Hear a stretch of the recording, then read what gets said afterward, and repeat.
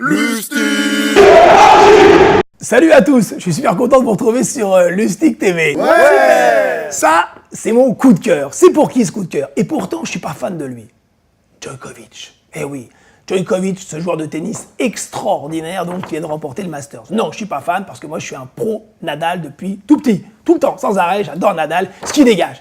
Mais là, malheureusement, j'ai l'impression que ça y est, il va à nouveau y avoir le syndrome Djokovic. Il l'a tapé en 1h30. 6-3, 6-4. Il n'a pas existé. On sentait qu'il y avait quelque chose d'inéluctable. Le grand Djokovic redevient le joueur injouable qu'il était il y a 2 saisons. Il avait enchaîné 41 succès, lorsqu'il avait été invaincu pendant plus de 6 mois et lorsqu'il avait surtout battu 7 fois consécutivement en finale Nadal. Pourtant, Nadal a fait une saison prodigieuse, on peut le dire, après son retour de blessure au mois de mars.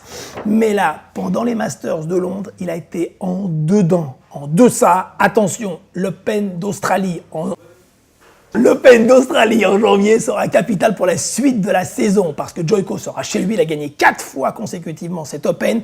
Si Nadal le tape là-bas, ça c'est génial. Si en revanche il perd, c'est reparti pour la phénoménale année de Djokovic, le Serbe.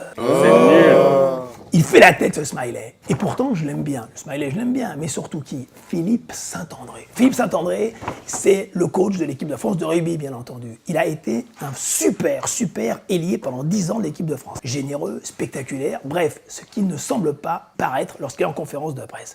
Le problème de Saint-André, on a l'impression qu'il est en déprime tout le temps. Certes, son équipe de France n'est pas bonne, seulement un match gagné en 9 rencontres cette année. Mais Saint-André a un problème de com', d'image, de ce qu'il dégage. Il faut impulser, dynamiser, envie de sourire, se marrer, avancer. C'est que du sport, c'est du rugby. On aime ça, Saint-André, il faut que tu changes, Philippe. Coming next week, bien entendu, du rugby avec un France-Tonga. Attention, défaite interdite pour l'équipe de France pour retrouver le moral, l'envie, puis à nouveau marquer un peu les esprits. Et puis surtout, alors ça c'est l'événement considérable, magistral, énorme, qui va marquer l'histoire du sport, mais au-delà même peut-être de l'économie française, de la mentalité française. C'est France-Ukraine, le match barrage. Une place en Coupe du Monde, on en reparle next week. Bye bye.